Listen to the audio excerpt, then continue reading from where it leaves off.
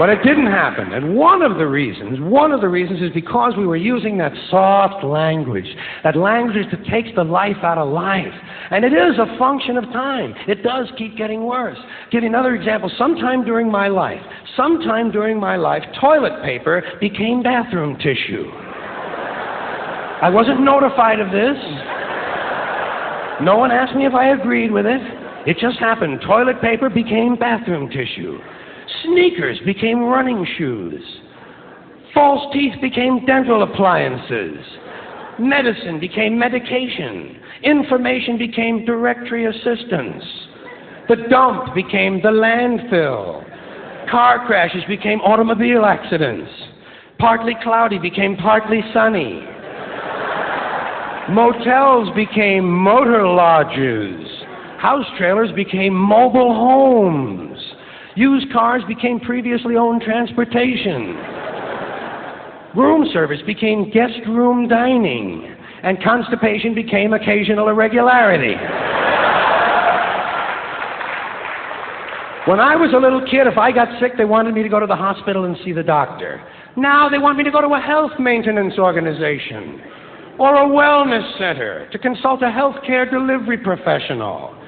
Poor people used to live in slums. Now the economically disadvantaged occupy substandard housing in the inner cities. And they're broke. They're broke. They don't have a negative cash flow position. They're fucking broke. Because a lot of them were fired. You know, fired. Management wanted to curtail redundancies in the human resources area. So many people are no longer viable members of the workforce. Smug, greedy, well-fed white people have invented a language to conceal their sins. It's as simple as that. The CIA doesn't kill anybody anymore. They neutralize people. Or they depopulate the area. The government doesn't lie. It engages in disinformation. The Pentagon actually measures nuclear radiation in something they call sunshine units. Israeli murderers are called commandos. Arab commandos are called terrorists. Contra killers are called freedom fighters. Well, if crime fighters fight crime and firefighters fight fire, what do freedom fighters fight? They never mention that part of it to us, do they? Never mention that part of it.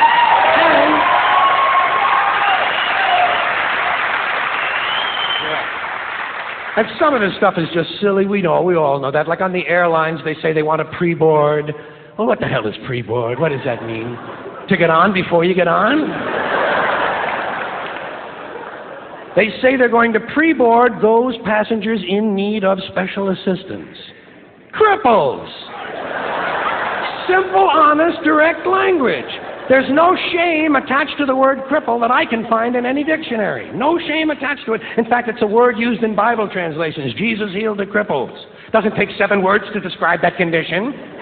But we don't have any cripples in this country anymore. We have the physically challenged. Is that a grotesque enough evasion for you? How about differently abled? I've heard them call that differently abled.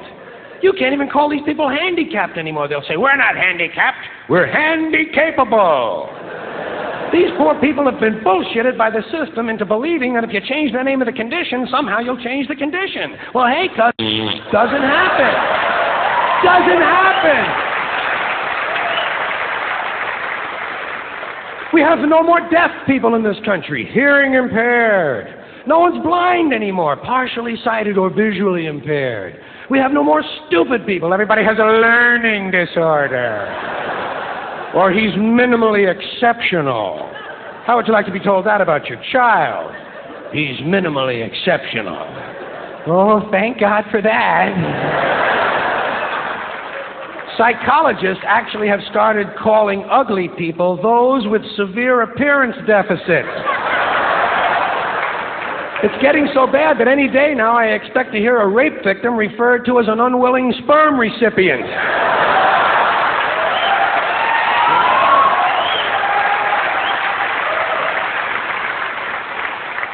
And we have no more old people in this country. No more old people. We shipped them all away, and we brought in these senior citizens. Isn't that a typically American 20th century phrase? Bloodless, lifeless. No pulse in one of them. A senior citizen. But I've accepted that one. I've come to terms with it. I know it's here to stay. We'll never get rid of it. That's what they're going to be called, so I'll relax on that. But the one I do resist, the one I keep resisting, is when they look at an old guy and they'll say, "Look at him, Dan. He's 90 years young." Imagine the fear of aging that reveals. To not even be able to use the word old to describe someone, to have to use an antonym. And fear of aging is natural, it's universal, isn't it? We all have that. No one wants to get old, no one wants to die, but we do. So we bullshit ourselves. I started bullshitting myself when I got to my 40s. As soon as I was in my 40s, I'd look in the mirror and I'd say, well, I guess I'm getting older. Older sounds a little better than old, doesn't it? Sounds like it might even last a little longer. Bullshit, I'm getting old. And it's okay, because thanks to our fear of death in this country, I won't have to die. I'll pass away.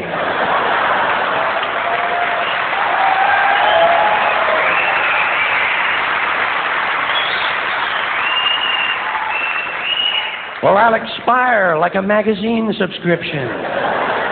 If it happens in the hospital, they'll call it a terminal episode.